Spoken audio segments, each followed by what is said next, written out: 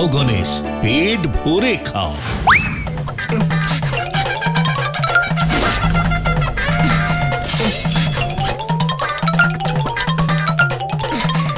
কই, আমার পেট তো ভরেনি, আরো খাবার আনো।